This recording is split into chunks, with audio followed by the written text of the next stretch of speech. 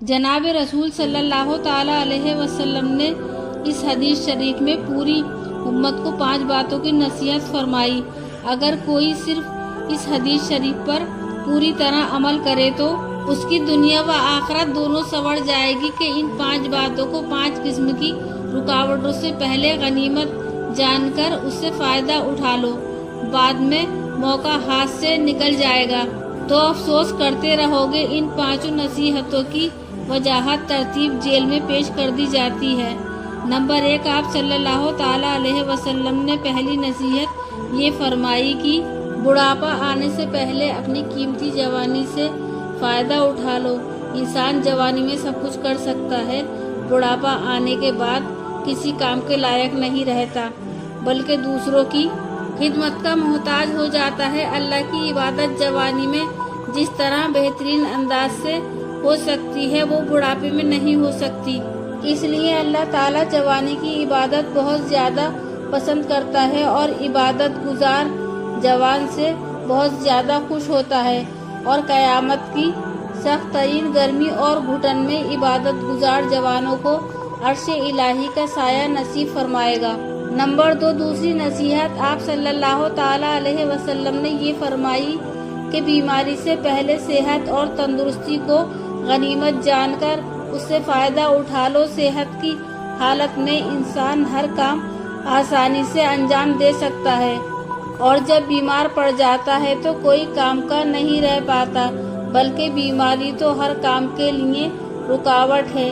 सेहत कितनी बड़ी नेमत है, बीमारी के बाद पता चलता है कि हमारा हाल तो ये है कि जवानी और सेहत दोनों को हर गुनाह और हर बुराई में गवा देते हैं। जब बुढ़ापा आता है और बीमार पड़ जाते हैं तब एहसास पैदा होता है कि बात का एहसास कोई फ़ायदा देने वाला नहीं है। जब कुछ करना है तो पहले कर लो। नंबर 3, तीसरी नसीहत आप सल्लल्लाहु ताला अलैहि वसल्लम ने ये फरमाई कि फ़क्र व फाका और तंगदस्ती से पहले अपनी दौलत और सरमाया से फ़ायदा उठा लो। माल व दौलत का हाल तो सबको मालूम है कि माल सुबह को आया और शाम को ख़त्म हो गया। आज कोई शख्स बड़ा मालदार और ऐश व इशरत में है, कल देखा तो बिल्कुल खाली हाथ फिर रहा है। इसी तरह आज किसी को फ़क्र व फाके में देखा और कल वही शख्स बड़ा मालदार और इलाके का बड़ा रईस बन गया। इसीलिए जनाब रसूल सल्लल्लाहु ताला अलैहि वसल्लम ने फरमाया, जिसको मालदारी और खुशहाली का ज़माना नसीब हुआ उसको गनीमत जानकर जो कुछ करना है इसी में कर ले।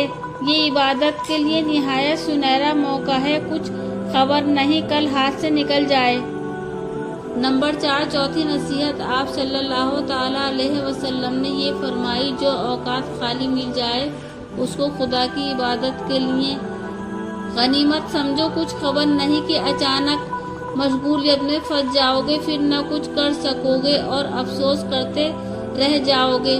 खाली औकात को लापरवाही से मुफ्त में मत उड़ा दो, उसमें ज़रूर कुछ कर लो। इसलिए आप सल्लल्लाहु ताला अलैहि वसल्लम ने फरमाया, मशगूलियत से पहले खाली वक्त में फ़ायदा उठाओ।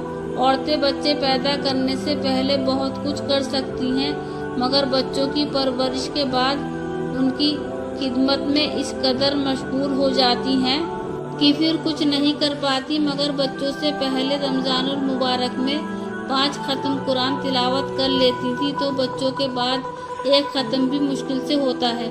नंबर 5, पाँचवीं नसीहत आप सल्लल्लाहु ताला अलैहि वसल्लम ने ये फरमाई कि मौत आने से पहले अपनी ज़िंदगी से फ़ायदा उठा लो। कुछ खबर नहीं कि मौत किस वक्त आ जाएगी, फिर अफसोस करते रहोगे और अल्लाह से कहोगे कि दोबारा मौका दे दीजिए, फिर तेरी इबादत करता रहूँगा।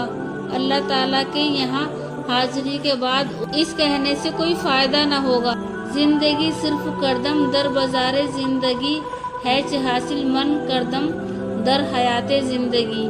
मैंने तो अपनी ज़िंदगी को बचपन में गवा दिया और अपनी उम्र अजीज़ में आखिरत के लिए कुछ भी न पाया।